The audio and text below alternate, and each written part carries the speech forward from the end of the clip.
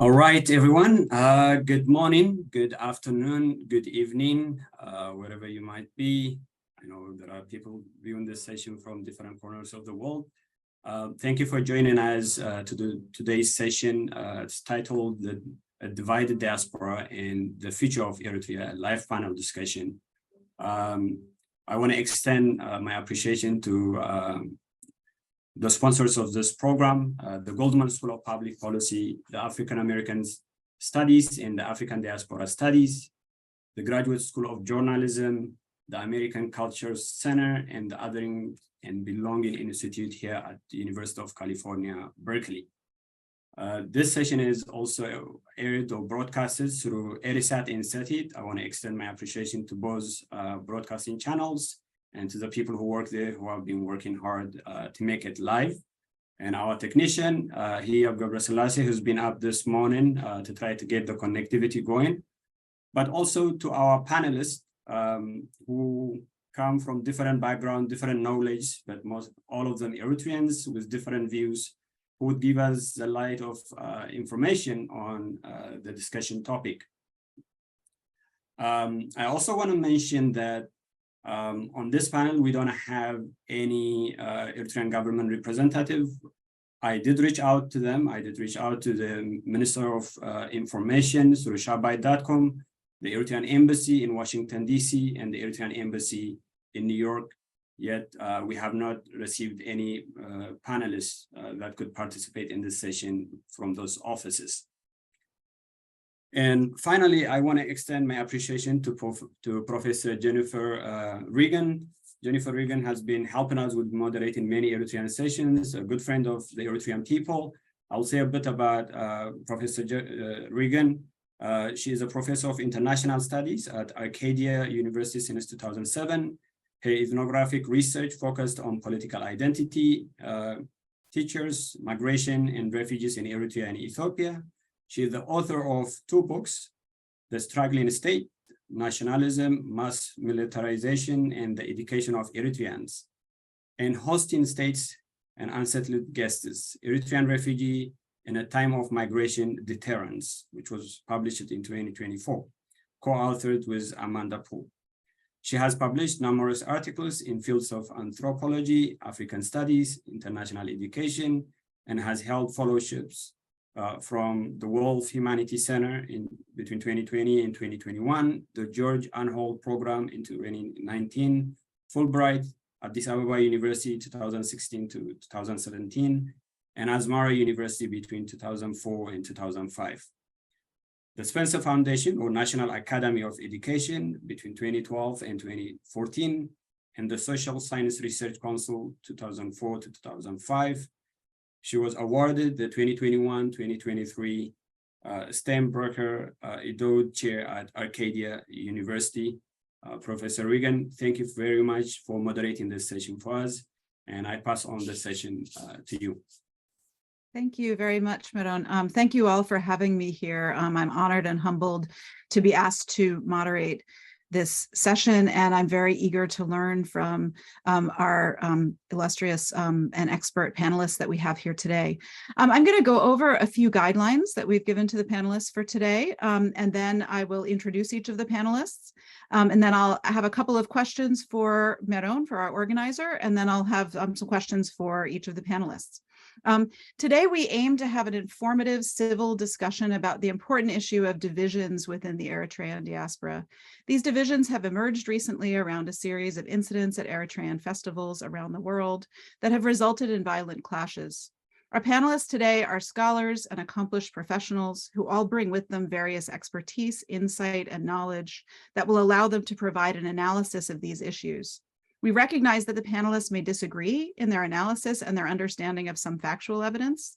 In the interest of having a productive discussion, we welcome panelists to share their own perspectives and analyses of these issues based on their scholarly and professional expertise. And we would prefer that panelists avoid directly commenting on what other panelists have said, particularly if they disagree, and instead to focus on what their own perspective is. We have 4 very accomplished panelists with us today, so we ask that each panelist be sensitive to time and make sure to allow time for other panelists to speak. For the first set of questions, each panelist will have 5 to 7 minutes to answer. And after that, we'd appreciate it if each follow-up question, if each panelist could take 1 to 2 minutes to answer that question. So I'm going to start with a few introductions. Each of our panelists is extremely accomplished, and we don't have time to read their full background. However, I encourage you to go to the website and read about their various accomplishments.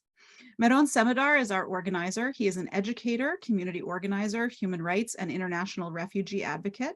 He's addressed many bodies, including the UN, USCIS, One Young World, and many universities and communities on the global refugee crisis and human rights in Eritrea.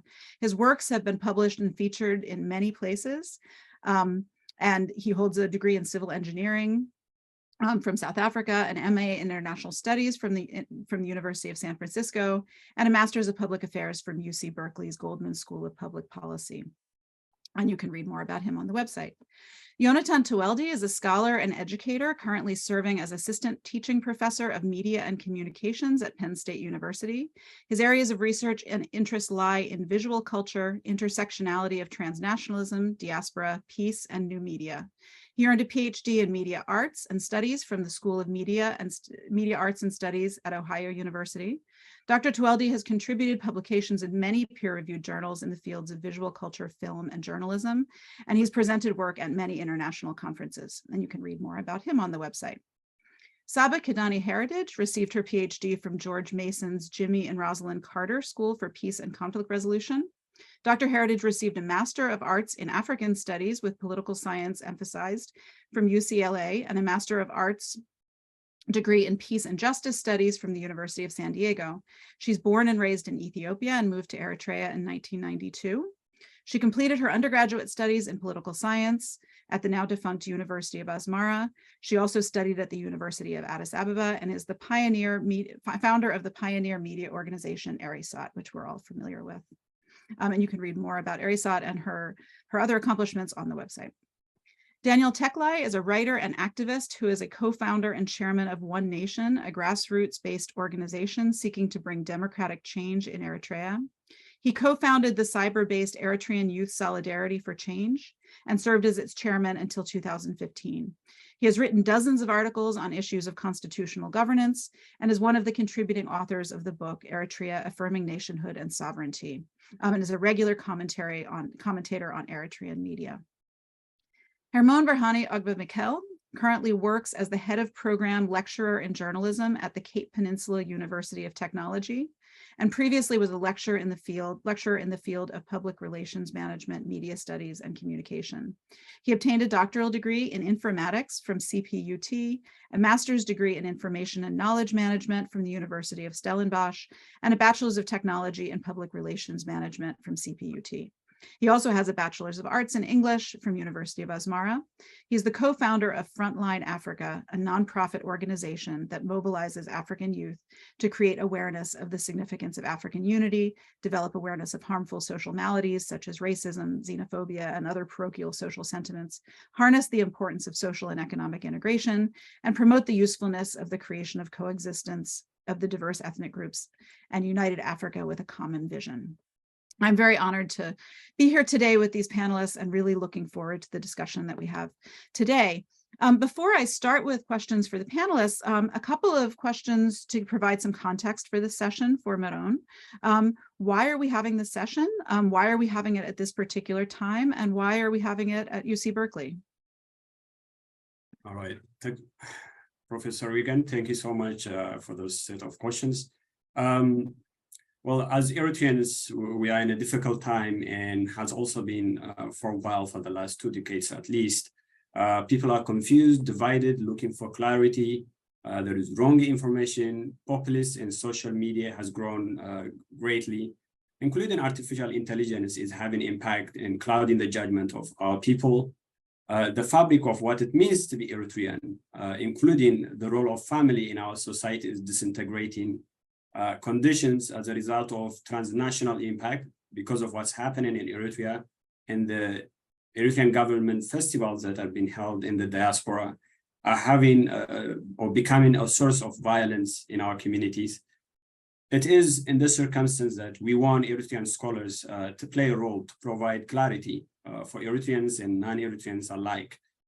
This is also to encourage Eritrean scholars in the process of change, freedom, justice, democracy, and to provide a better information for our people and for better Eritrea and for better life for Eritreans, both in Eritrea and in the diaspora. And why we're doing it at UC Berkeley? Well, UC Berkeley has been the home of social justice for many decades. And we're trying to influence the faculty, the students here so that they can do research about Eritrea. There's also one of the biggest Eritrean diaspora community in the Bay Area, and literally in the doorsteps of UC Berkeley. And hopefully also we can influence universities such as the University of California, Berkeley, to admit students from Eritrea in a situation where education is deteriorated. And it's in this light we're trying to host this session, but most importantly for our scholars to shine and provide clarity on the current situations happening both in Eritrea but mainly here in the diaspora. Thank you very much for that. We appreciate that context. So each of the panelists has been given a few questions to start us off with. So we've asked each speaker to speak for 5 to 7 minutes on the following questions. What is going on with these incidents at Eritrean festivals around the world? Who's involved in these events from both the opposition and the supporters of the Eritrean government? Why are these incidents happening? Why are they happening now? Why are they happening at Eritrean festivals? How did the Eritrean community get here? And what do you think the significance of these events is? So it's our hope that this question will give everyone a chance to sort of lay out their particular perspective on these events. And I think in the interest of clarity, we'll go in the same order that I introduced people in. So why don't we start with Yonatan Tuwelde? All right, thank you so much. In the simplest terms, the Brigade Nahamadu incidents that have been happening in various places involve Eritrean exiles expressing their frustrations with the oppressive government back home.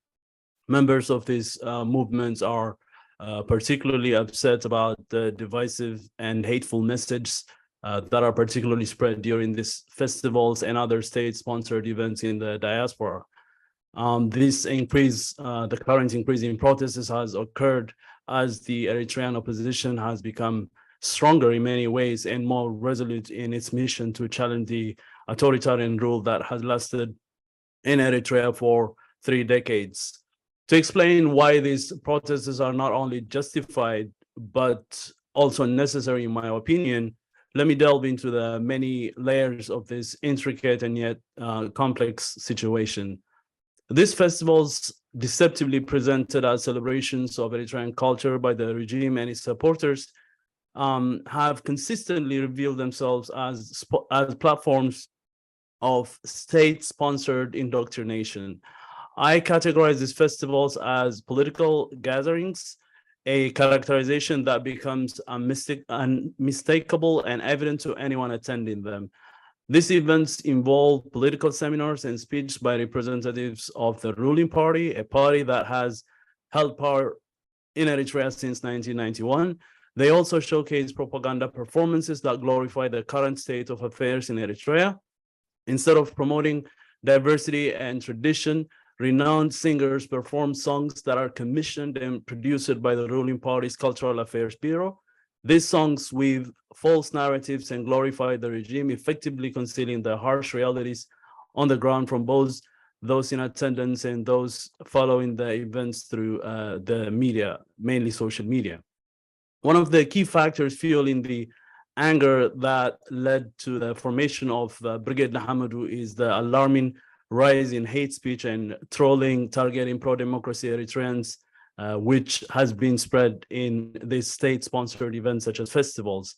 These incidents occur not only within the festivals, but also in propaganda YouTube videos commissioned by the PFDJ and the propaganda department of the Eritrean army. During the festivals and in the content of the songs and poetry videos, those who dare to challenge the Eritrean regime are unfairly branded as Tigrayans or North Ethiopians or Tigrayan Ethiopians, even more egregiously as traitors, essentially stripping them of any acknowledgements or empathy. Remarkably, this hostile strategy has had the opposite effect and has been a driving force behind the rise of this transnational movement, Brigade Nahamadu. This movement is now more resolute than ever, not just in advocating for justice and democracy, but in actively striving to bring them to fruition. The manipulation constitutes a cruel form of gaslighting in those festival events, further intensifying the suffering of our people. And what infuriates the Eritrean diaspora and to be unified under the banner of the Brigade Nahamadu movement is a deliberate denial of the oppressive and militaristic regime that has transformed our homeland essentially into one of the world's most leading sources of refugees. These propaganda gatherings have suddenly become stages for ridiculing calls for justice, undermining the hard work of activists and suppressing voices of dissent, particularly the pleas of youth who have fled Eritrea, often risking their lives due to shoot-to-kill policies at the borders. Furthermore, these incidents and events have taken on a distinctly militaristic character. I'm talking about the events that take place in the festivals. Attendees and performers often wear Eritrean military uniforms, and even children are encouraged to sing along to combat songs while holding toy Kalashnikovs. This militarization raises not only concerns about the nation's future, but also reflects the exclusive nationalism promoted at these festivals. They exclusively celebrate loyalty to the regime's approved version of citizenship while conveniently overlooking the suffering and oppression endured by many Eritreans. It is essential to underscore that these festivals are orchestrated by representatives of the ruling People's Front for Democracy and Justice, PFDJ party.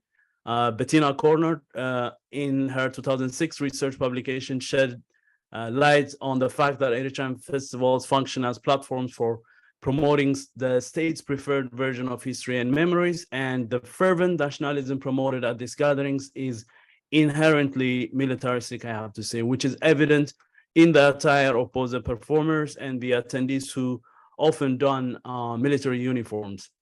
The narrative constructed at these events is exclusive and recognizes the regime's approved form of citizenship, as I have already said, and only acknowledges those who are loyal to the government while deliberately ignoring the existence of thousands of Eritreans unjustly imprisoned in Eritrea.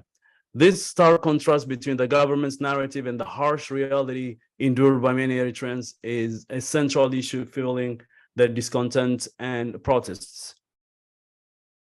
The nationalism promoted at these events is strongly militaristic and presents a narrative which is highly selective and only recognizes the state-sanctioned model of citizenship that is obedient and loyal to the regime. In the process, these euphoric propaganda stages exemplify what Johan Galtung would describe as cultural violence, because they serve as means of denying the direct and structural forms of violence that afflict the domestic population, perpetuating a distorted view of the situation within Eritrea. The recent surge of unrest among Eritreans uniting under Brigade Nahamadu serves as a powerful reflection of the deep-seated resentment and anger harbored within the Eritrean diaspora against the regime. For years, Eritreans living abroad who seek justice, democratic change, and an end to repression have watched as their peaceful efforts were often dismissed or even ridiculed by the regime. What sets this movement apart is that Eritreans from all walks of life, various nationalities, and political backgrounds have converged in this revolutionary movement. However, there is a crucial distinction in this time around. They are not merely calling on the regime to heed their pleas or chanting down to the dictator as they did fruitlessly for years. Now they are taking proactive steps to reclaim the narrative. Brigade Nahamadu have devised a two-pronged strategy. Plan A involves petitioning local authorities and courts to halt these festivals, which they argue are used to prolong the repression and suffering of the Eritrean people and maintain the regime's grip on power. This approach reminds these authorities of the international and US sanctions imposed against the regime. If Plan A doesn't yield results, Brigade Nahamadu has not been hesitating to take direct action. They have been physically disrupting festival grounds or blocking entrances to force the shutdown of these events. And this signifies a shift from passive protest to active intervention, reflecting the determination of Eritreans in the diaspora to effect change and put an end to the suffering endured by their compatriots. It is crucial to emphasize that Brigade Nahamadu's protests and disruptions are not acts of violence, but rather forms of symbolic resistance. Their primary goals are to claim spaces once controlled by those who spread fear and mistrust, to challenge the regime's narrative, condemn cultural violence, and demand justice. However, violence does not emerge when the regime, violence does emerge when the regime sends counter-protesters to obstruct Brigade Nahamadu's activities. For example, in Israel, the Eritrean regime has gone to the extreme of mobilizing a violent counter group called Rabbi Gumbar, which translates as the Force Offensive in Tigrinya. Members of this group confronted Brigade Nahamadu protesters in Tel Aviv, armed with sticks, rocks, metal bars, and some even resorted to using handguns against pro-democracy demonstrators, as documented in a report by Haaretz newspaper in Israel. In many ways, this movement is a direct response to the regime's dismissal of peaceful calls for change. It serves as an appeal to the international community to pay attention to their struggle and the tremendous suffering they have endured. In conclusion, the incidents occurring at Eritrean festivals are not isolated occurrences, but rather part of a larger struggle for justice, democracy, and human rights. While these actions may appear confrontational, they are driven by a profound desire for positive change and an end to the suffering experienced by the Eritrean people. Thank you for your attention. Thank you very much for those comments. Just to remind panelists to please try to stick to time so that we have a lot to talk about and to make sure we have enough time. If we were in person, I would have a sign that I would hold up that would say 1 minute warning, 2 minute warning. So what I'll just use the raise hand symbol when you're getting to about 5 minutes, and then I'll sort of give you a couple more raised hands just to give people a sense of where you are with time. So let's move on to Saba Kidane Heritage. Thank you very much, Professor Reagan, and every panelist here, and also Meron for organizing this. So Eritrean diaspora has been engaging in activities that they see as important in asserting their rights and expressing their stand in regards to the policies of the Eritrean government. On one side, demanding justice, freedom, and accountability, while the other side, quote unquote, supporting the Eritrean regime side for the most part out of fear or fear of losing some benefit that comes with supporting the Eritrean regime, such as being able to return home, visit families, buy and own properties, be buried in one's homeland, etc. Recently, Western media has described these two opposing groups of Eritrean diaspora as opponents and supporters of the Eritrean regime. For example, in Tel Aviv, the two opposing groups were distinguished as red-shirted pro-Eritrean government or festival supporters or festival goers versus the blue-shirted opposition to the Eritrean regime, which is by design used to reflect the federal-era Eritrean flag with a blue background and olive branches on it, thus dubbed the Blue Revolution. The pro-Eritrean government festival goers are older in age. Women dominate the number, and that means that they do not have any direct connection to the dire reality that the blue-shirted Eritrean diaspora or the Eritrean refugees have experienced by the Eritrean regime. So what we are witnessing is a generational gap in these two opposing camps, where the refugees who left Eritrea in the last 20 years so have a recent memory of the oppressive system in the country and the risk they took to escape the horrific experiences of detention without due process, torture, and a run for their lives at the border in the face of a shoot-to-kill policies of the Eritrean government. The government policies, the government creates this fear. Oh, wait a minute, where am I? The government creates this fear among diaspora that they are being watched or being reported about their activities, and every communication is transmitted through to the Eritrean government supporters in a controlled and centralized manner via its embassies and consulates around the world. On the other hand, the recent refugees who have organized themselves and are saying enough in challenging the regime and its activities to rise up and openly and directly challenging the regime sponsored festivals in Europe, North America, and other countries, thereby creating a media coverage and attention about the Eritrean government oppressive systems. How opposition is expressed needs to be understood within this context of the harm and the suffering that the Eritrean youth experienced for years by the regime. Now they boldly are challenging. And these oppositions are expressed in many different ways and are born out of years of suffering, pain, and frustration that they have.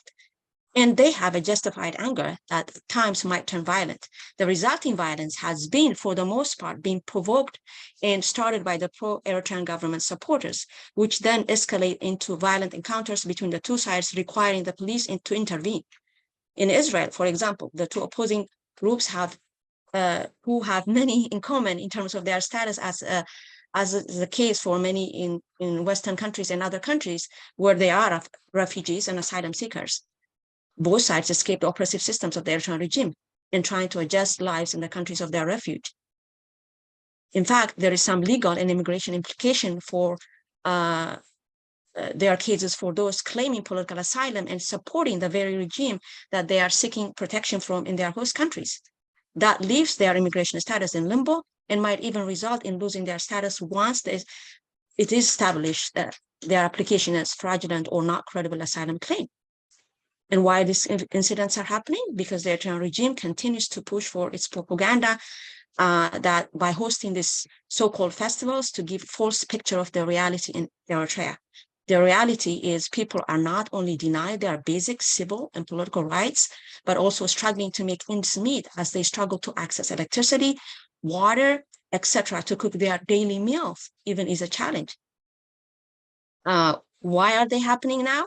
Because the newly arrived refugees from Eritrea through many arduous and dangerous routes to Europe, North America, most of them in their early or mid or late 20s, said enough is enough and planned a direct, non-violent protest, which at times turned violent.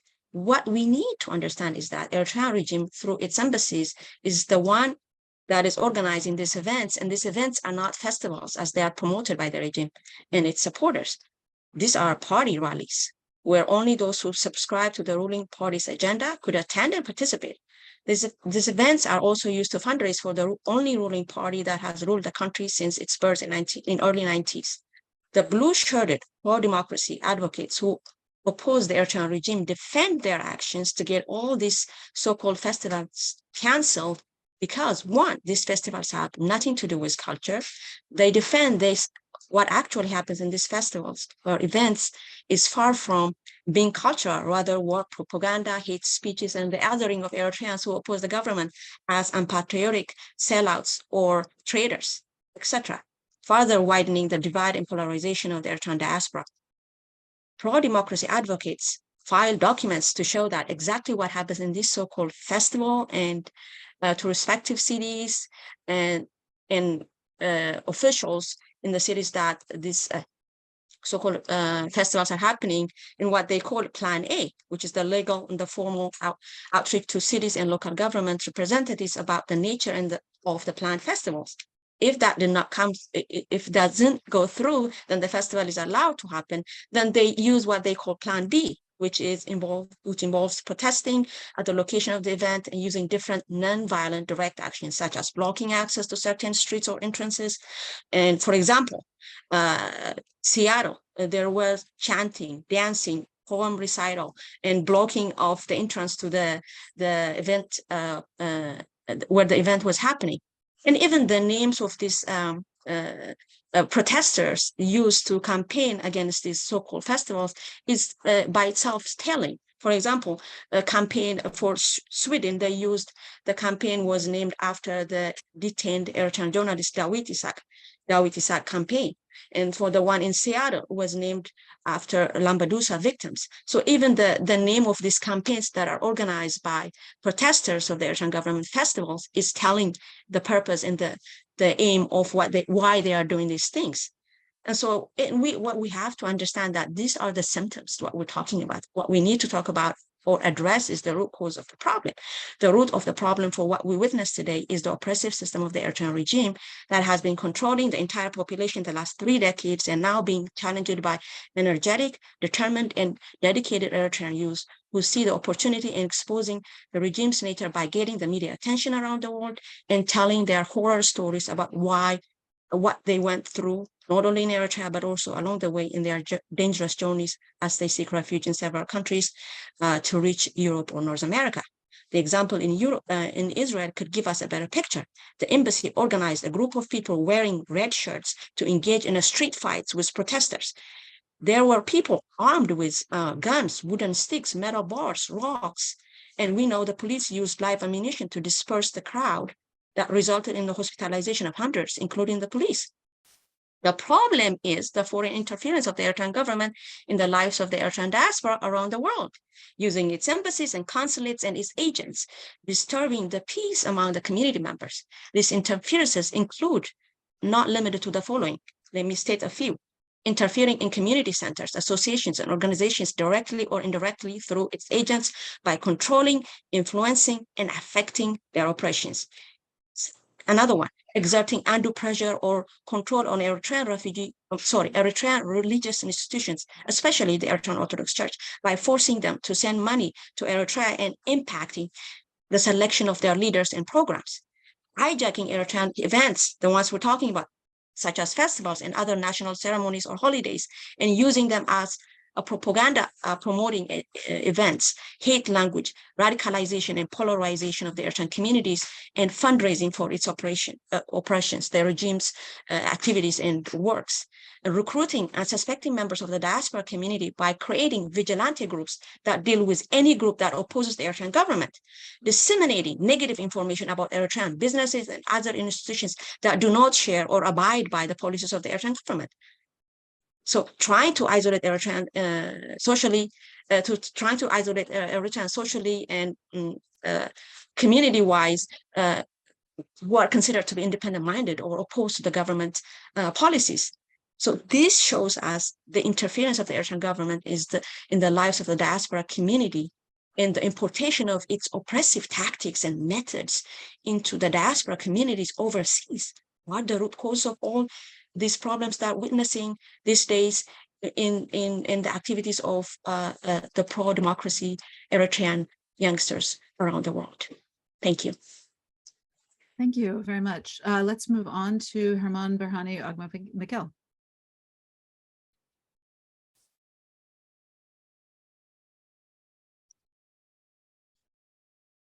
You're muted.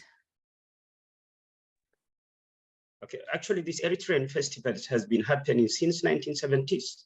It's not a new thing. And it's saying people who attend in the Eritrean cultural festivals, pro-government or this and that it's an insult to the intelligence of people who attend there, actually. Even I saw some people who are so-called opposition camp also attending in the festivals. It's trying to get together just once a year and celebrating and meeting and socializing. That's how I see it. I mean about Brigade Hamadu. For me, it's a disillusioned group actually, because in 2011, some of these people who are instigating Brigade Hamadu, they were invited by the TPLF-led government in Ethiopia, and they were shuttling. There were about 40 or whatever groups, as I was told by Dan Connell, and they thought that TPLF will push into Asmara and put them in power. That's not how struggle works. Actually, TPLF is an arch enemy of our people. They have committed so much atrocities when they, in Sana'a or in Barent or whatever, they went to the extent of sending rockets. And people who are organizing this Brigade Hamadu, I see them in the screen, but they don't even go and throw stones with those people. That is actually a crime in itself. I mean, you can oppose, you can protest peacefully, but throwing stones and beating 70, 80-year-old people, it's not acceptable. Yeah, I respect others' opinions, but I don't support that kind of group, you know. But it's lifetime. I mean, I have seen. So what I'm saying is, it's a frustrated group, because I saw during the war in Tigray, for example, they were talking about Tigray prevails and so on, and without shame, they also attend the TPLF organized festivals themselves, but nobody is going there and throwing stones on them, you know. So it's better if people respect each other, okay? Because people have also the right to support whoever they want to support. I mean, if you're telling me you are fighting for justice, but you're doing it in an unjust way, then that is not acceptable. So I just want to be brief and spontaneous and clear forward. It's better if people actually fight for what they are fighting for in a peaceful manner. That is, I believe, in a non-violent way. But throwing stones, especially in a host nation, you went there as a refugee because you needed protection, but you're doing the same crime that you are alleging that you are trying to fight against. So that is unacceptable. Thank you. Thank you very much. And let's move on to Daniel Teklay. All right, let me unmute myself. Hopefully you can hear me. Great.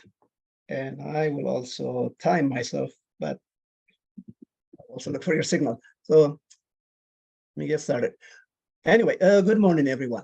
First of all, thank you to my friend Meron Samadar for organizing this event, and for UC Berkeley and all these other esteemed institutions who are sponsoring this event for us. Thank you so much. And I also like to thank you, Dr. Jennifer Regan, for moderating this. And I also like to thank my fellow panelists for taking the time to do this. When I saw the title, the title of the topic of what we are discussing, it says a divided diaspora and the future of Eritrea. Obviously, that's a very broad one. You know, talking about divided diaspora, which in itself sounds like as if there is a 50-50 divide, which is very, very not true. And then, of course, the future of Eritrea is a very, very broad subject. But obviously, we are here to discuss what's been happening in recent months, and what we have seen in Eritrean festivals. And at the end of the day, it's not what's going on, the positive things that's going on in them. We are addressing the violence, the property damage, the arrests, the attack on police, the things that made the news. And for someone who may not be too familiar with Eritrea or Eritrean politics, for that matter, I'm sure this could be very confusing, especially if one glances at headlines and tidbits of news information. Oh, a bunch of immigrants from Eritrea are fighting each other, and it's not clear, and who is the good guy, who's the bad guy.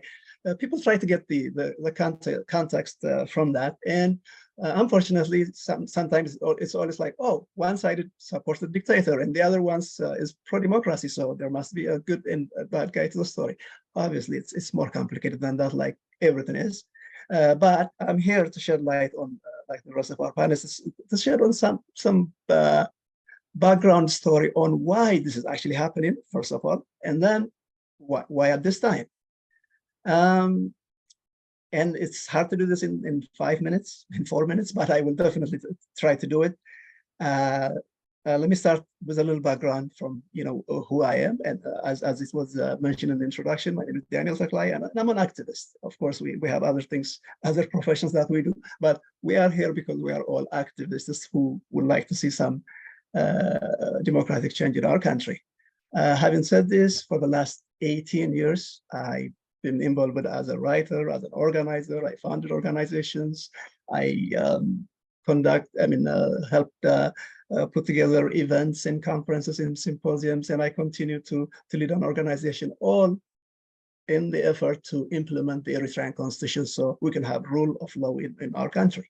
That's the gist of it.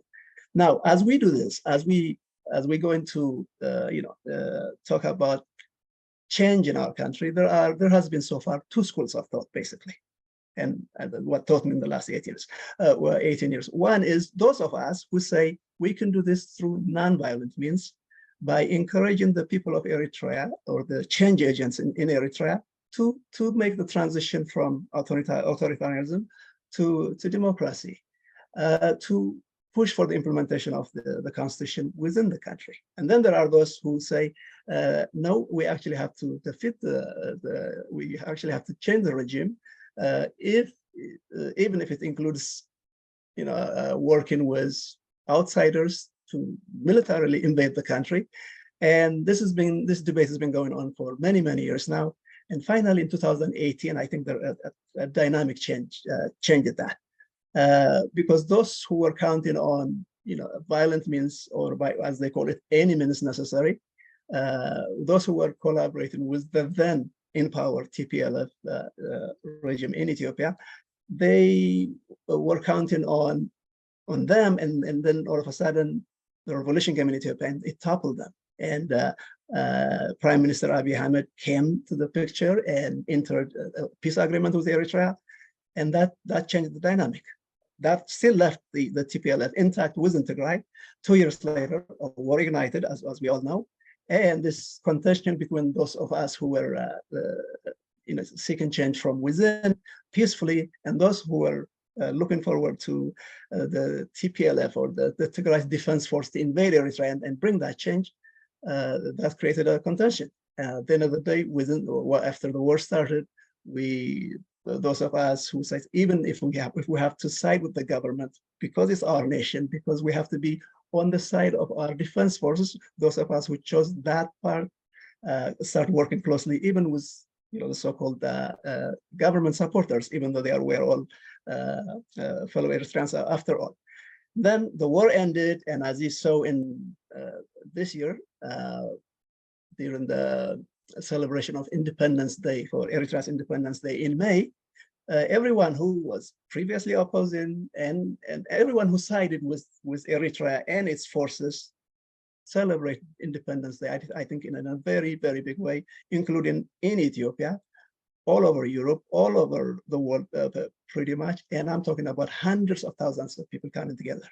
That's where this opposition to these festivals came in, because they gave up on or any alternative to making a regime change using the TPLF. It was about, okay, now why don't we attack these festivals? Now, festivals, as you have heard many, many times, they've been going on for, at least in the United States, for 49 years. And I'll speed up. In Europe, at least for that much, in particular, if we're talking about North America, for 50 years, in Sweden in particular for 25 years, in Germany, the same one. So this has been going on pre-independence, post-independence, during what we call this dictatorship era. It did not divide Eritreans, it did not cause violence in the past. But as I keep saying, it's related to what was going on in Ethiopia, the way it ended with the surrender of the TPLF and with the Pretoria Peace Agreement. Things changed. Now, if I can quickly mention what's being said here, what they call Plan A, Plan B. Now, Plan A is, let's try to stop these festivals from happening, is what they say. Let's do it legally. I don't think there is anyone who can argue with that. To do anything trying to do it legally is okay. But at the end of the day, there's a freedom of speech, freedom of assembly for everyone, no matter what, whether you are opposed to the government or are calling for regime change. It applies equally to all of us, including people like myself. We want democratic change, but we don't want violence. So that's so to those who are surprised to see somebody like me who is actually defending what we consider government supporting and festivals and so on. I hope this the background that I just gave you makes more sense. But at the end of the day, what we are talking about is it okay to use violence to achieve some kind of political aim?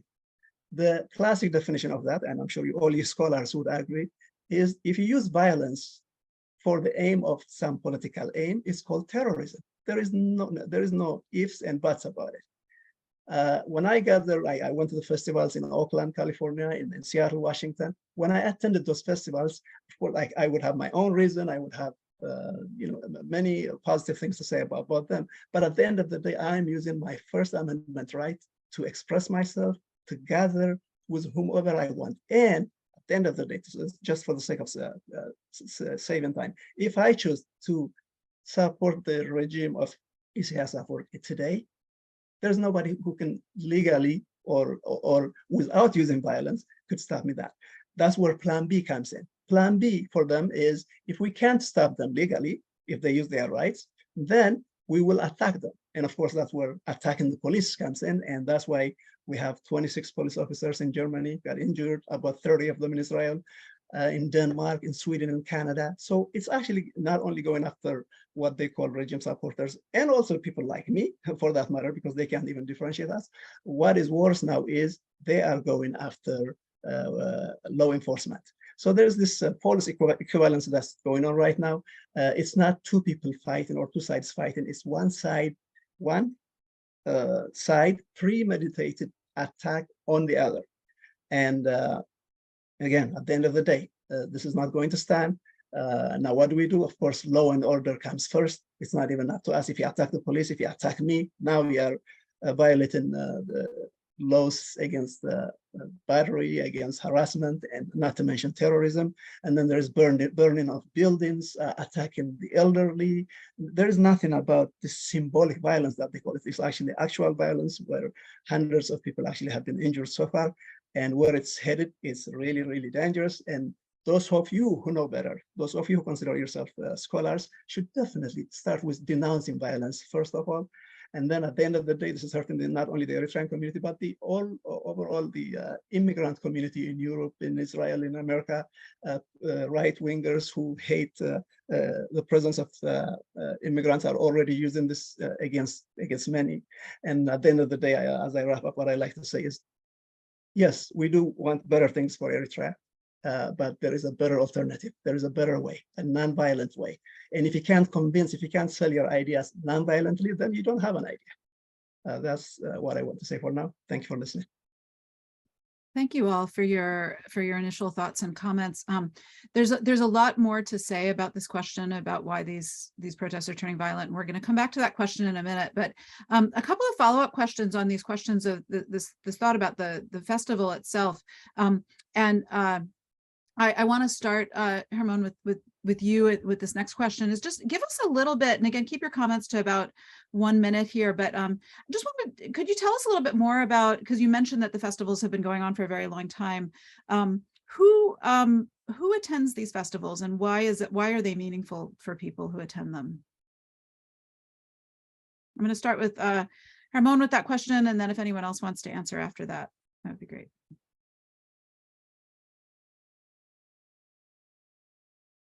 It's for me. Yeah. Okay. Who attends these festivals? Whoever wants to. I mean, it's an individual choice, actually. Whoever wants to socialize, whoever wants to go for these cultural festivals, attend, because you know. I mean, it's not all festivals are orchestrated by the government. It's the community. It's community driven. It's the community themselves who actually arrange these festivals. I myself, for example, where I am here in Cape Town, I don't ask the embassy to organize an independence festival, for example. We do it here. We contribute money, and we call also other people from other countries. Also, it's not only Eritreans. Other people also attend in these festivals. So it's an individual choice. Thank you. Saba, I'd like to turn the question to you now with a slight addition to it. And that's, you mentioned the festivals in Israel where you have asylum seekers, both who oppose and support the government, who attend these festivals. And I was wondering if you could expand on why Eritreans who have fled the country are attending festivals and what that means to them. Yeah, I think that's a great question. In fact, if these are in fact festivals, I think everybody should be welcome. the previous speaker, I forgot his name, was saying that, you know, this is for everybody, right? Including other nationalities, not necessarily Eritreans, right? So this should be open for everybody. In fact, the fact of the matter is these festivals are not open for everybody. You have to be in line with the government of Eritrea and in agreement with the government policies, and be supporting the government, whatever form or shape you can be expressing that support. One of it is by attending those festivals. So it's the very fact that it's exclusively for the regime supporters makes it that this is not a cultural thing, because if it's culture, you not only want everybody within your country, but also others to share your culture and whatever uniqueness you might want to share with the rest of the world. So I think that's the problem. And then, in fact, so the Eritrean community in Israel, that, you know, that they have been living sort of kind of managing their relationship, even though those who are there as refugees claiming protection from the very government that has been a reason for them persecuting them, are now kind of almost literally armed with materials to attack the other group of similar Eritreans who are asylum seekers like them, but who have a defensible and a credible asylum protection, because they cannot go back to Eritrea. But those who are supporting the government, they have a chance to return to Eritrea. Then that automatically disqualifies for having a credible asylum application. So that's what I was implying to, because it's going to create a problem. In fact, Benjamin Netanyahu said that they're going to, return all these Eritreans. But I think that the first step is that to look into each case and see who has real fear or credible fear of persecution in the country where they came from. So I think that's what I meant, but it would create for those who are supporting the government a serious problem for their asylum cases. Thank you. Daniel or Jonathan, would either of you like to add anything to the question of who attends festivals? Yes, and yes, I would. I would like to say that it would be imprecise to characterize Eritrean festivals as cultural events, because it is very clear for everyone that Eritrean festivals have always been political since their inception. If we think about the 1980s, when you had EPLF, even ELF festivals, these were festivals that were organized by these guerrilla freedom movements in the Eritrean fields. And these festivals were used to bring together Eritreans, of course, at the time, to give support to the armed revolution. And these were sites where political speeches were given, where books were sold, where performers from the army performed their songs, their theater plays, and etc. Right? So yeah, it makes sense that in the beginning this used to be a widely diverse and widely attended events, but as things took turn for the worse in terms of democratization, particularly after 2000, it became clear that a lot of people were opposed to the government. So if you go to an Eritrean festival, you would be met with speech, with political propaganda content.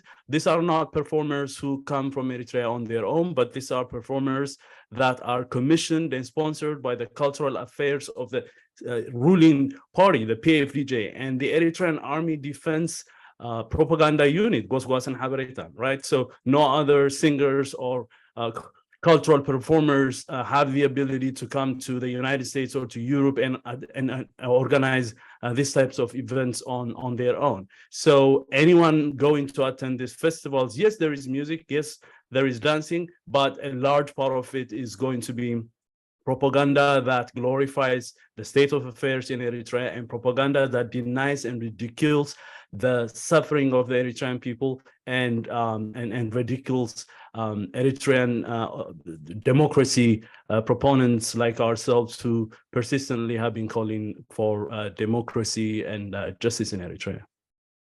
Thank you. Daniel, do you have anything to add? Yes, I do have to add, and I'm calm and collected, but I think safe to say, probably I'm the only one who actually attended this events, and even it's ridiculous. So, I'm not addressing my fellow panelists directly, but first of all, let's at least hear it from those who attend, and not to mention those of us who claim ourselves not in support of the status quo or the regime. And then more importantly, there's thousands of people, especially fellow asylum seekers. Why do they attend? That's actually where the story is. It's easy to say I'm for this and I'm against this, but to say that there are some changes that I would like to see in my country, but the way to do them is by actually attending, by actually engaging, by actually participating, because when it's all and done, if we can't celebrate Eritrea together, and then what are we talking about changing and bringing things for the better? So what goes on in these festivals? First of all, the amount of people, or the number of people that attended, at least in the Seattle Festival, was quite amazing. I can easily say about 4,000 people, some people say 5,000 people. And the number of people who were actually protesting outside to say that they are against this, and they are right, and I admire that when they do it peacefully. It were about less than 100 in my count, because I was physically there, about 65 people. So there's this just policy equivalence to it. And then who attends? Families attend with kids. Out of this about 3,000, 4,000, 5,000 people that I saw, I think I saw easily about 1,000 children, under 18, under 10, playing all over. So it's a very carnival festive activity. And then at the end of the day, the festival itself, because it's a continuation of what has been going on for years and years, the format is you bring people together, not only about culture and other, that's not in a way to sugarcoat it. What people want is this sense of patriotism, sense of nationalism, sense of that we all belong, we are building a nation. And before independence, it was about we will have a nation. And then post-independence is we still have a nation. And from national anthem to, yes, government representatives and embassy folks, they definitely attend. And it's welcomed, because those are the ones who will tell you this is what's happening in the country. Now, there you can openly oppose and or ignore or what have you. In the case of the Seattle Festival, there was actually a public seminar. I think there was a PFDJ seminar that maybe all their members attend. I'm not sure about that, but there was a public seminar that about 700 people attended, and I attended there as well. There were updates from governors of different regions of Eritrea to their ability, like all government officials would tell you, here is what's happening good, here's what's happening not so good. We are all in it together. And then there were about 20, 21 questions, and they were all videotaped. I hope they release them soon. What I consider very good questions in terms of what you ask your officials to do. So when I attended, nobody asked me who I am. Of course, I am relatively better known as the opposer or opposition or somebody who wants to see rule of law in Eritrea. And but at the same time, it was my presence was actually more welcome than I even deserved, than I even thought, because what people want is they're not afraid of this different views. So to demonstrate that, to make my story short for you, because it's better to show than tell, what I did then is I started live streaming from the festival itself, just to show people what people are doing, what the children are doing, what people are dancing for, the number of people, the kind of things, the festivity, and of course, a lot of people are not even happy to see that, but those videos were viewed by, I would say, hundreds of thousands of views since May, and that's the reality. Now, one may agree or may disagree about going. I respect that. But when that same festival in Seattle was, after we went to bed, was actually attacked, and thankfully there was enough security to prevent further damage, but the tents were destroyed, everything that they could find. And if they could find somebody who attended the festival, they would have smashed them with metal bars. They would have burned the tents if they could. All sorts of violence that we saw in Sweden, in Israel, and other places. So that's what's happening. At the end of the day, do we have the right to express ourselves, or do we not? That's the gist of it. Thank you for all your answers. So I think we can see that we have a lot of different perspectives on what the festivals themselves actually are. And I suspect that there will be a lot of different perspectives about the next question I want to ask. the question of violence, and so there's a question of protest, which I think everyone's laid out the position of protest, why protests need to happen, why protests are happening, and what the festivals are, which there's some disagreement about. But there's a question about violence and why is disruption turning violent at these and leading to these incidents. So I'd like to turn this question to all of you. Why are these incidents, protests that are intended to be disruptive, turning violent? What impact does violence have on the community specifically? And what's the significance of this violence, both for the diaspora and inside Eritrea? And a final question, why these have happened in several locations around the world. So why are people continuing to attend both festivals and protests, knowing that these seem to be likely to turn violent? And you can raise your hands and I'll take people in any order that they'd like to offer their thoughts. Yeah, Daniel. Oh, sure, sorry, to get ahead of you guys. Why are they turning violent? The question is actually, it's not they're turning violent, it's premeditated violence. Literally, it's in the plan, it's in the playbook. Plan A, do this legally. Plan B, let's go violent. Now, Plan B says that if we can't legally shut them or force the city or the city council or somebody to take steps to cancel the event, Plan B is we will protest. Now, protest is fine. Now, the part of the protest is what? Okay, if you are going to legally protest, you will have to get a permit, and you will have to be a certain distance away from or whatever the law says. Usually it's like you can be across the street, you can be that far, because that's part of preventing violence. Now, part of their Plan B is though, they would get a permit for that, and then they would break the police lines, they will attack the police, they would make it into the festival if they could, and do all sorts of violence. And then as part of that as well is, as festival attendees are actually walking in, hurling insults and all that goes back and forth. To me, it's part of expression anyway. Everybody has freedom to even say an insult if they want to. But that is where what I call, violence by protest comes in. Now, it's fair to ask, why would people go? Because by design, it's like people know that if part of their plan is we will go there, we will intimidate you, we will stop you. That's the exact very reason why people participate. No, we will not be intimidated. We will never kneel down, because this is part of a design to not only protest dictatorship in Eritrea, but it's to go after Eritreanness, or what we call Eritreanism or Eritreawinet. They are against hoisting the flag. They are against singing the national anthem. They are against any patriotic songs that actually, the reason we have an independent country is that kind of spirit. So since they are going after what we call the spirit of Eritreans, everyone who opposes the regime and who openly supports, and those who not necessarily express themselves, all gather together. At least we agree on something, that Eritrea or Eritreanism is under attack, and we are going to protect it together. So that's the reason, especially in Sweden, after these tents were burned and there was even a helicopter and fire engines and so on. 3 hours later, I don't know, about 10,000 people showed up to say, hell no, we will, our festival will go on. That's what's happening.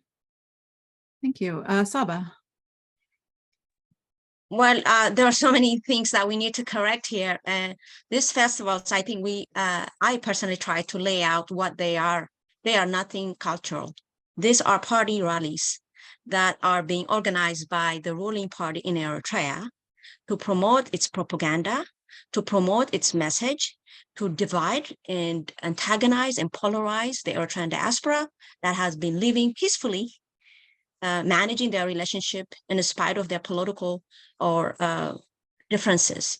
But this time around, the regime is actually, to the question why these festivals are happening, they wanted to continue. They wanted to continue the divide. They wanted to continue to increase the polarization among the peaceful, hardworking Eritrean diaspora that has lived in many years in these different countries, that they are now engaging in this confrontational ways.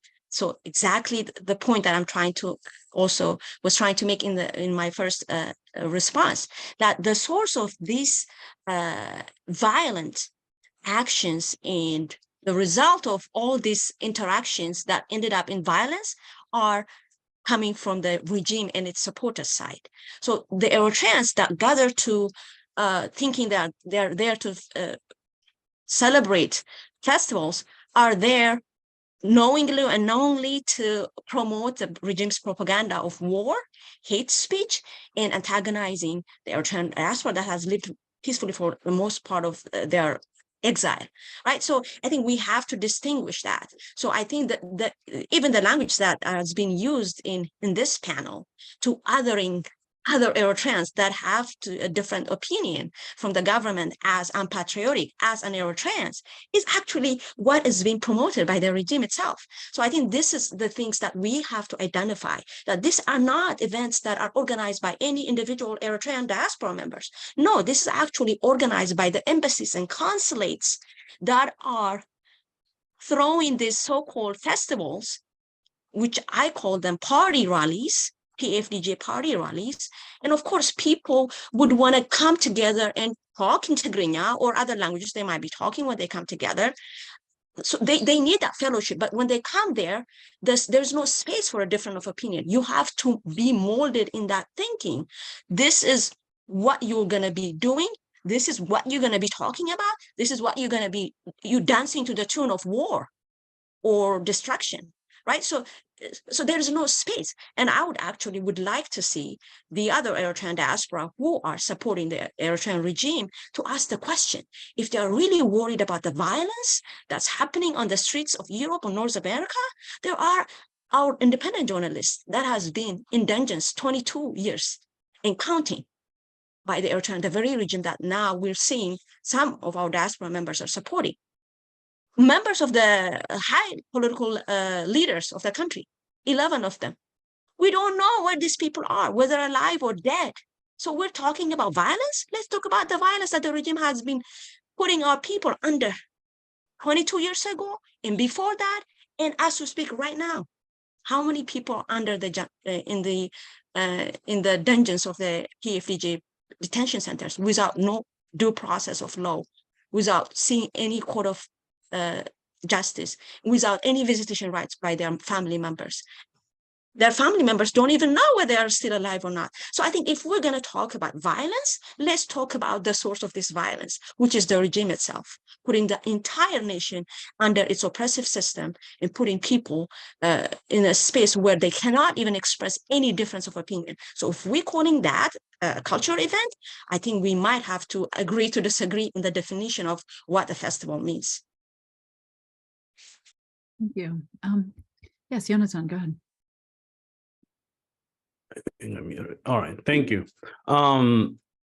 As I priorly stated, these events are very political, and in regards to the question about why people continue to go to these events, of course, there are a lot of Eritreans who, despite being victims of this very regime themselves, continue to support it, whether it's out of fear, whether it's out of survival guilt or other personal reason. I cannot, in my right mind, justify and try to pretend to be knowledgeable of why someone would continue to be a supporter and enforcer of the very system that has caused them to flee their homes and their livelihoods and seek refuge elsewhere.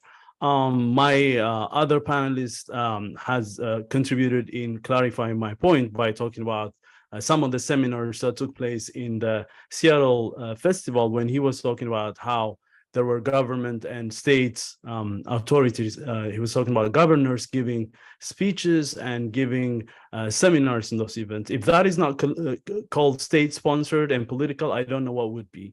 So these festivals, as I am trying to make clear, are essentially spaces where power of the Eritrean government is being contested, right? So for many Eritreans, they have been used for so many years to be manipulated, to be controlled, to be bullied and trolled by the long arms of the state through these embassies, through these consulates, through these community organizations that are not actually community organizations, but essentially associations that are run and controlled by the regime, as Saba has mentioned, including religious church associations and organizations. And the reason why these events are turning political is because the Brigade Hamadu and other justice-seeking Eritreans are trying to confront the regime. For many years, for 20 plus years, they have tried to do so by peaceful means, by non-violent means. Until very recently, Eritreans would go to sites of festivals and just chant down dictator and try to express their dissent and try to engage the regime and the supporters through non-violent means. But what has that contributed? 20 years, nothing resulted except the Eritrean opposition being ridiculed and made fun of. That did not contribute into anything. So I am kind of confused when I hear in this panel about why things are turning violent and why we should not stick to non-violent, peaceful means, when we all have seen for so many years that this have not contributed into anything. Again, what I would like to say is the goal, and this is from my own reading, the goal and the target of this Brigade Hamadu incidents and protests are the festivals. They are not the people who are attending the festival, right? They are not targeting the women, the men, whoever is going to the festivals. The key goal is boycotting those festivals by petitioning to courts, to judges, to local authorities, trying to shut them down. If that doesn't work, then this transnational organization is moving towards the actual blocking and controlling of these spaces. So it is a struggle for controlling of these spaces where transnational confrontations happen, right? And I can talk about the event in Seattle, which I witnessed in person, and I would also like to correct my fellow panelists that there weren't only 60 people there, and I also felt like the number given about the number of regime supporting Eritreans in the event given as 4,000 sounds a bit exaggerated. The number I heard was quite lower than that.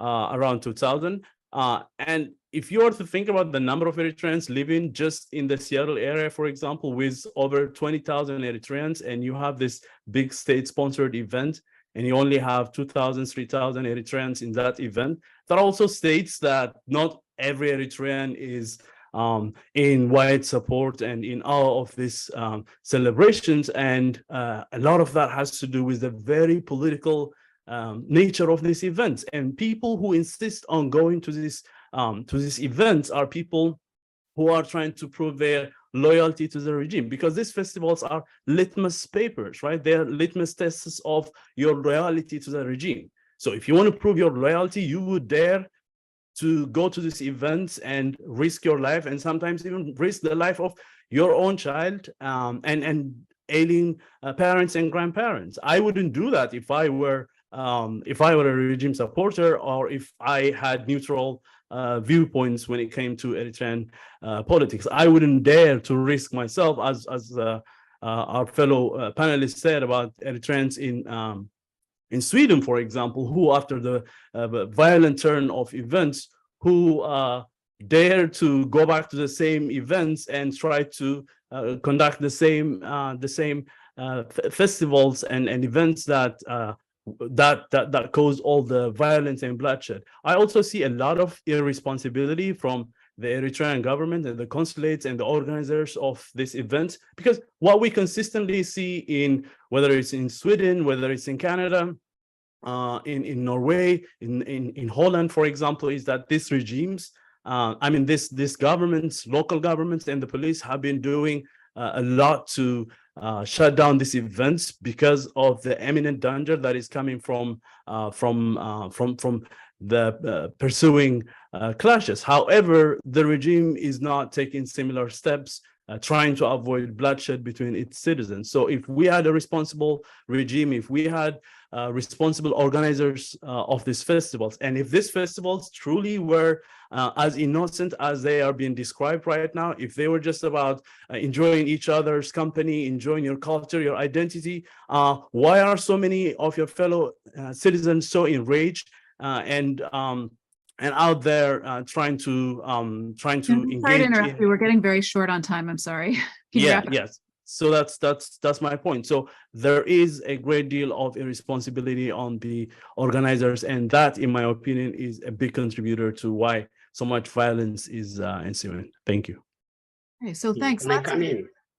Yes, please. And please make it brief. 1 minute. We're only left with 15 minutes. Yeah. Actually, as Daniel, one of the panelists said, these mobilizers, the main mobilizers of this Brigade Hamad group, they started saying that they are not even Eritrean, They start saying that we are Tigrayans, who will create a greater Tigray, ignoring the other ethnic groups in Eritrea. They started saying we Tigrayans and the Tigrinya people in the highlands should be one country, and so on. And also amongst them, within them, there are Tigrayans from northern Ethiopia who are frustrated also, who are opportunistic in this situation. So it's a frustrated mob for me. Thank you for that. So I want to move us to a somewhat different topic. These are clearly events that are having a powerful, profound effect on Eritrea and the diaspora. How do you think these incidents that are occurring at festivals are impacting the next generation of Eritreans? And by those, I mean those who have been born overseas, next generation of Eritreans in the diaspora. Will it make them want to continue to participate in festivals and other Eritrean government activities? Will it make them sympathetic with the opposition, or will it make them sort of apolitical and not interested in participating in Eritrean politics at all? So again, asking about Eritreans in the diaspora who have been born overseas. And anyone could start. And also, please make your remarks very, very brief, because I have one last question and we're only left with 15 minutes. May I? Yes, go ahead. All right. So I think the Eritrean diaspora, the Eritrean born outside of Eritrea, they are engaged. They are watching. Most of them who are actively engaged are actually very pro-democracy and pro-human rights activists. We can mention a couple of them. Vanessa Tsahaye, who was the founder of One Day Siyum, after the name of the detained Eritrean journalist. We also have Bethlehem Dawit Isaak, another a daughter of the detained Eritrean Swedish journalist Dawit Isaak. So these girls were born in Sweden, and then now they're the forefront of peers like them who are born outside of Eritrea, now learning about their immediate. One is her father, Bethlehem, the other is her uncle. They are not only learning and educating others like themselves about the atrocities that are happening in Eritrea, directly affecting them, but also recruiting teams of incredible individual young people with hyphenated citizenship around the world to be informed of what's happening in the country. And now, mind you, these young people are born in the countries where there is democratic rules, there is something called rule of law, justice, and all that. So that they have this understanding that what's happening in Eritrea actually is something that's outrageous in their mind. So there are, my hope is to see more of those kind of motivated young hyphenated Eritreans to continue to push for, exposing the abuses and the oppressive regime in Eritrea, and hopefully be also the answer for the change and democracy that many of these young Eritreans, now refugees who are struggling and trying to find a space to express themselves and for the world to know what's happening in them. So again, the whole issue, we have to wrap it under the root cause of all this problem that we're facing, not only in Eritrea, but also now it's following us wherever we might have gotten a refuge, is Eritrean regime. So I think that's how I would like to see it. And I think I see a lot of positive and inspiring evidence of young people taking the mantle from their parents or relatives who are Eritreans and sharing their stories, and now also at the forefront of the struggle for democracy and change. Thank you, Saba. I think Daniel had a comment also. Yes, thank you. We are talking about the future of these events that have been going on for decades. So rest assured, they will go on for decades to come. I don't think it's that simple to stop them. That means not necessarily. When I say that, some people actually hear, okay, oh, you want dictatorship in Eritrea to continue forever. That has nothing to do with what we are talking about. The point is, do Eritreans and the next generation, for that matter, do they have a right to gather wherever they are? Since I'm in the United States, I can only speak of America. Those in Canada can speak of Canada and Sweden and so on. But at the end of the day, they all these Western democratic countries, one thing that they should teach us is, as long as you have a cafeteria of ideas and you do it non-violently, their constitution allows you to support whomever they want, to gather in however they want. And in this case, I wouldn't be gathering about in a festival, as some of my panelists say, is about hate speech and warmongering and so on. Of course it's not. But now, legally and constitutionally speaking, even if it was what you call hate, we have a right to do that. As I may not like Trump supporters in what they say, but I would defend every right they have to express themselves and support themselves whatever they want. Not only Trump supporters, even KKK and Hitler supporters for that matter. Now, let's take that down a notch. This is you can't try to bring something down based on false evidence. The evidence, as someone who attends this event, as someone who is actually, I don't think anybody here has done more than I have done to advance the cause of democracy in Eritrea. As someone who has done that, I am here to defend the future of our community as well. If we can't express ourselves peacefully here, there is no chance that we will be able to even tolerate each other back home. So sorry to interrupt you, but we're about out of time, and we have a few more things to discuss. Yeah, but as someone who, just to wrap up, what I would say is, next generation, let's talk about next year. Next year, it will continue. And then somebody will try to say, I will take the law in my own hands and stop you. That is classic terrorism. That is what Al-Qaeda and ISIS would say. We have tried it peacefully, and peaceful did not work. We're going to go violent. So if they're going to go the route of terrorism, let them. They will have to deal with the loss. But as far as this being able to continue and the ground support it has, starting from myself, it definitely will continue, and I'll make sure that it does. So just one other, I'll let our other two panelists have a chance to talk in a minute, and then I have one more kind of concluding question to ask, so please be really brief. But one other important question that needs to be asked is, what's the impact of these incidents on host country policies, particularly on immigration and asylum policies, as well as on members of the Eritrean diaspora community who might be depending on those particular policies? And let me give it to if either of our two panelists who did not speak in the last round of questions would like to jump in on that. Otherwise, I'll take volunteers. Yeah, I think I will speak maybe. Jonathan, you want? Okay. Okay. So if we are talking about the impact of these incidents in terms of the policies of the host countries, well, first, these events and these incidents are bringing a lot of attention to the Eritrean cause and the Eritrean state of affairs in many European countries and in media across the world. The events and the incidents have gained very wide recognition, and a lot of discourse and debate has ensued, which is bringing attention to the forgotten case of Eritrean and the repressive dictatorial regime in Eritrea. Eritrea has always been forgotten because it is not one of those large type countries with lots of resources where a lot of countries have their eyes on.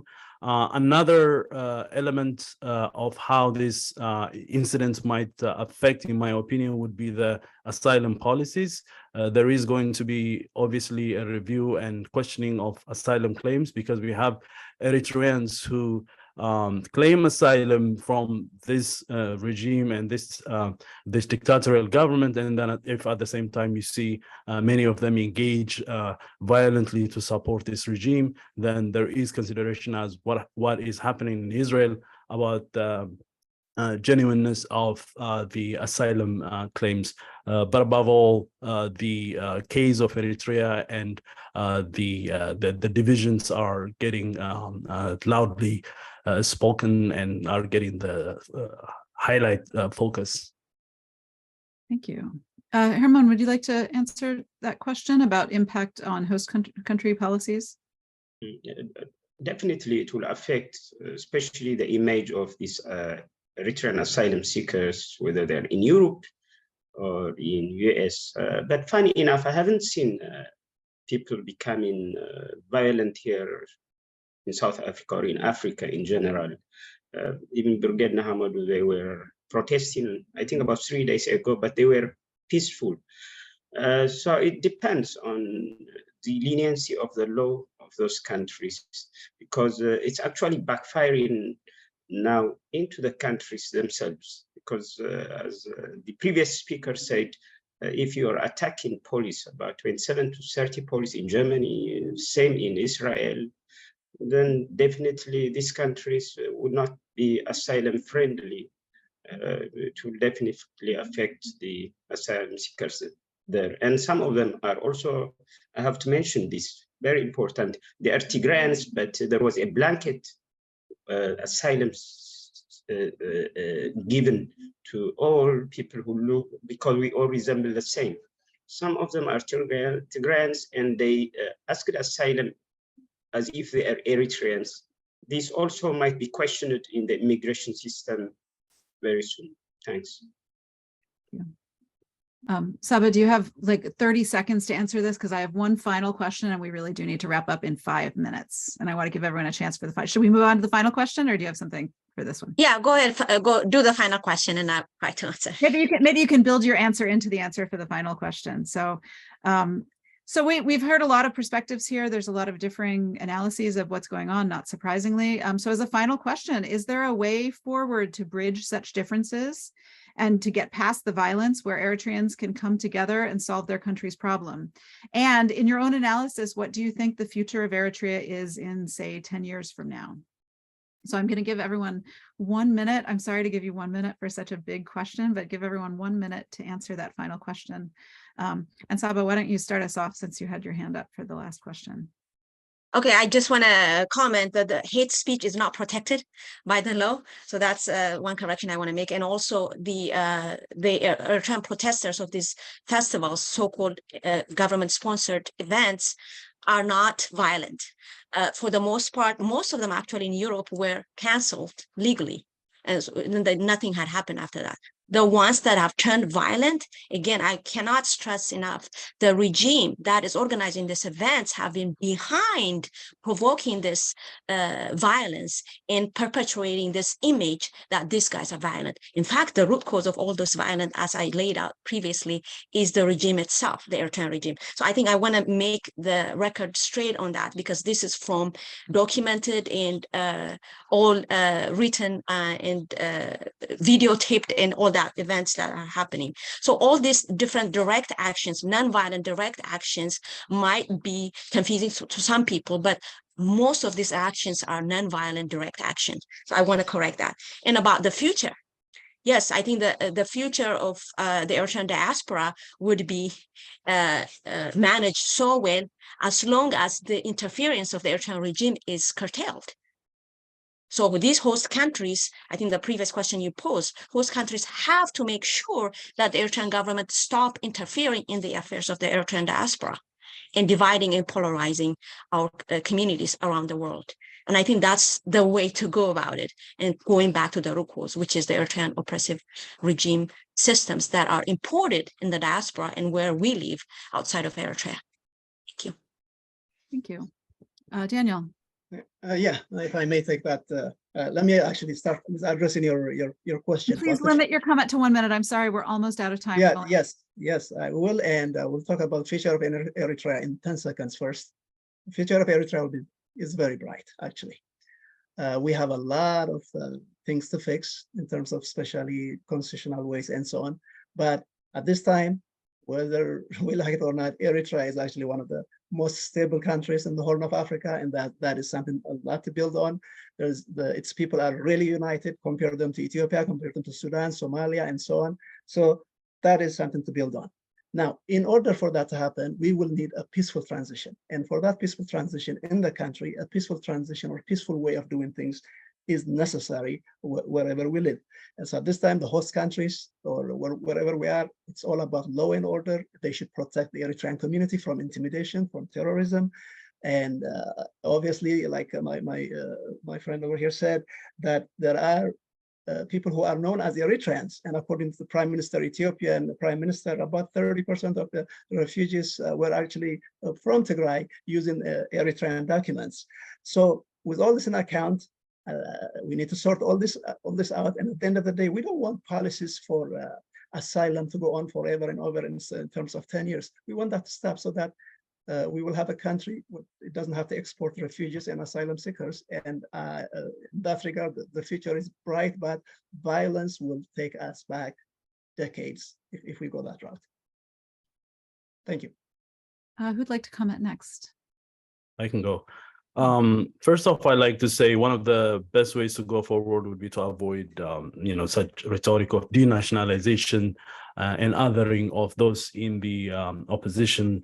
And a way forward, in my opinion, would be to get these festivals out of the state's hands. And if festivals start to be organized by communities without the intervention of the government and the state, then I don't think anyone would have any problem celebrating their culture and identity. Regarding the future of Eritrea, I'm definitely optimistic. Change is going to come. I am very optimistic and hopeful by the energy and commitment that I have seen in young people who are determined to bring about positive change in their country. So change is definitely going to happen in Eritrea. Thank you. And Herman, you have the last word before I turn it back to our organizer. Yeah, as the previous panelist said, actually Eritreans, especially inside Eritrea, they coexist. We're 9 ethnic groups. We live peacefully compared to other countries like Sudan, Ethiopia, Yemen. We know what is happening there. I'm optimistic about the future of Eritrea, but opposing is also healthy, as long as it is constructive. But it is detrimental if we are deconstructive in how we oppose, then that's not good also for us and for our future generation. So we can oppose, it's fine, it's healthy, but we need to tolerate, we need to respect each other, I mean, whether I support the government, whether I support the opposition. Here in South Africa, that's what I like. We attend the independence celebration together, we attend some festivals together, but some of them are in the opposition camp, but we respect each other. So we need to be matured, emotional maturity is very important as we go along. Thanks. Thank you, Herman. And thank you all for your comments. I've learned a great deal from the session. I feel like we need many more hours of conversation to continue to untangle all of these issues. And with that, I will pass it back to Meron to close us out. Well, Professor Regan, thank you so much for moderating this session, and to all the panelists. I think we had a wonderful session today. And to all the people who are following the sessions through Setit and Facebook and other medias, we thank you for joining us in the session. I strongly believe that the Eritrean solution can only be reached by Eritreans sitting on a table and discussing their differences, as we did today. Today's session is, I think, a good example that we can sit down even with our differences, and we can debate, and we can find a common ground for a better Eritrea, for a better development of our people. And I encourage more Eritrean scholars to come forward and shed light and provide informative analysis so that people will understand what is happening and make an informed decision or an informed awareness about their country. With that being said, I wish everyone a great and restful weekend.